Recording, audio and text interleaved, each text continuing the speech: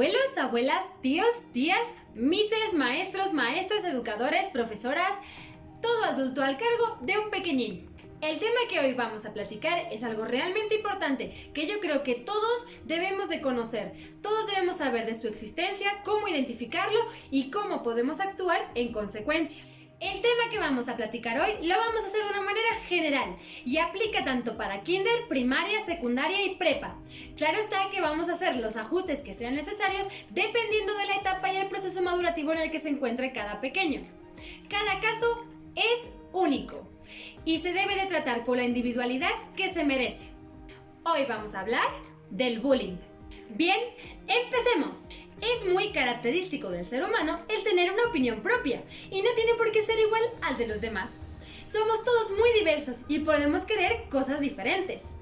Pero muchas veces cegados por nuestra propia opinión, dejamos de ver y de considerar los sentimientos de los demás y entonces es cuando entramos en un enfrentamiento.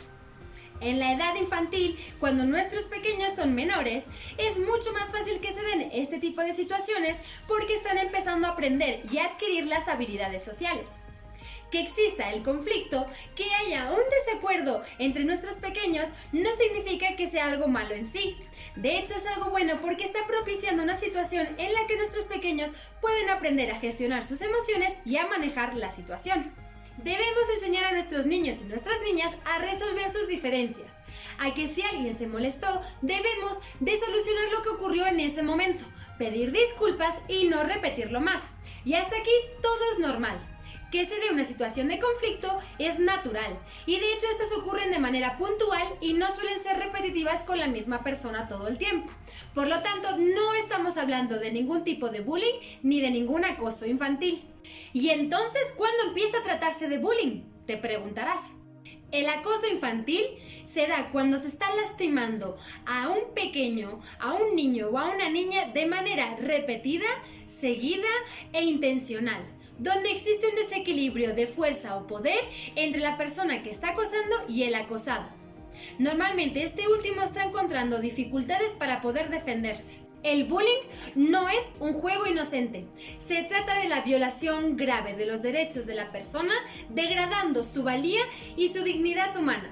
Sufrir acoso pone en riesgo el bienestar y el futuro de la persona que está siendo acosada.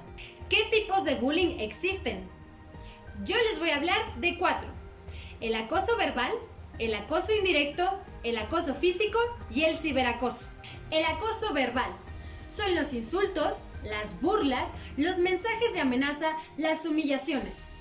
Este tipo de acoso es el más común y es el que puede provocar una muy baja autoestima en la persona que lo está sufriendo, que dure por muchos años y que incluso deje de confiar en los demás. El acoso indirecto. Se trata de la manipulación social, es decir, la persona que acosa influye en el resto para que eviten, ignoren y piensen de manera negativa sobre la persona que está siendo acosada. Todo esto suele empezar con rumores falsos, por ejemplo. Acoso físico es aquel que viene a atentar contra la integridad del cuerpo, ya sea con golpes, empujones, con patadas, etc. El ciberacoso es el tipo de bullying que tiene que ver con la tecnología, con los celulares, con internet. Es un tipo de acoso que es anónimo y el que acosa normalmente lo hace enviando mensajes de burla, de amenaza, publicando fotos, videos o información personal sobre la persona que está siendo acosada. Si has detectado algún tipo de ciberacoso y quisieras saber qué tienes que hacer, cuáles son los pasos a seguir, te dejo este video de acá donde hablo de cómo debemos actuar. Entrados en este punto, cabe mencionar que el que es responsable de bullying necesita de un público. Es decir, el que es acosador normalmente necesita de sus espectadores. Si no tiene sus espectadores, sus comportamientos tienden a desaparecer. En una situación de bullying, los compañeros del salón, los niños y las niñas que rodean suelen ser los testigos y son conscientes de lo que está ocurriendo. Y ante esto pueden reaccionar de 4 maneras diferentes. Primera, ayudando a la persona que está haciendo bullying. Es decir, puede ser que retengan a la víctima, que no la dejen huir o no la dejen escapar. Segunda, reforzar el comportamiento que está teniendo el acosador. ¿Cómo? Riéndose, aplaudiendo, animándolo.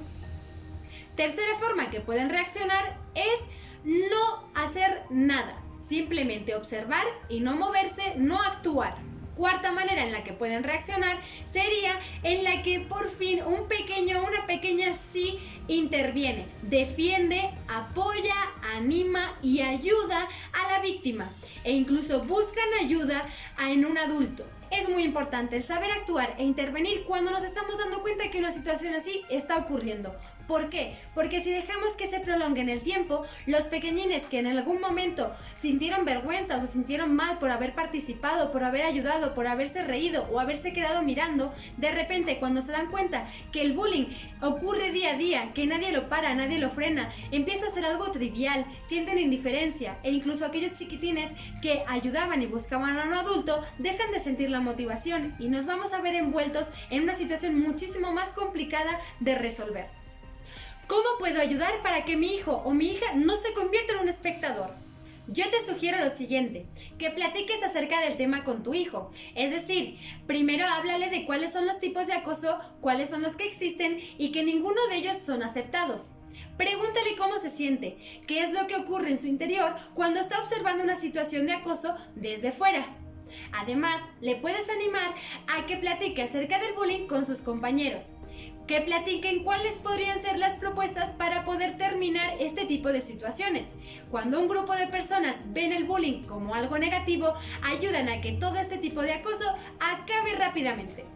También le puedes animar a que busque ayuda en un adulto, que no es ser chismoso, que realmente es poder ayudar a la víctima, que uno muchas veces no puede hacerlo y necesitamos de otras personas. Los estudios revelan que los niños y las niñas que suelen acosar son pequeños que necesitan que se les escuche, que se les vea, que buscan la admiración y el control y el poder del grupo. Por el contrario, los pequeños que suelen ser las víctimas, los que suelen recibir el acoso, son niños que tienen alguna inseguridad, que son tímidos y que normalmente tienen poquitos o ningún amigo. Y esto no significa que una persona que sea extrovertida, segura de sí misma y con muy alta autoestima no pueda padecer bullying, para nada. Y no se trata de buscar responsables como los papás o las mamás o culpables como los pequeños por ser tímidos. Se trata de enseñar a nuestros pequeños a que se tienen que aceptar tal y como son y que ni las diferencias, ni ninguna de nuestras características ni rasgos que nos personalizan puede ser motivo u objeto de bullying. Lo que está en nuestras manos como papás, mamás, abuelitos, abuelitas, tíos, tías, mises, maestros, profesores, profesoras, cualquier adulto que esté al cargo de un pequeño, es el de saber de la existencia del acoso infantil, saber identificarlo, poder reconocerlo y saber actuar consecuentemente, ya sea que nuestro pequeño está sufriendo bullying, ya sea que nuestro pequeño está siendo un espectador o ya sea que nuestro pequeño está acosando a los demás. Si quisieras saber cómo actuar en cada una de estas situaciones, date una vuelta por mi canal y ahí verás diferentes videos a los que puedes acudir para informarte. Muchas gracias por ver este video y espero que les haya sido realmente útil. ¡Hey! El contenido que pueden ver en este video lo saqué directamente de la guía para familias Contenido contra el acoso escolar Kiva. Les dejo el link aquí abajo.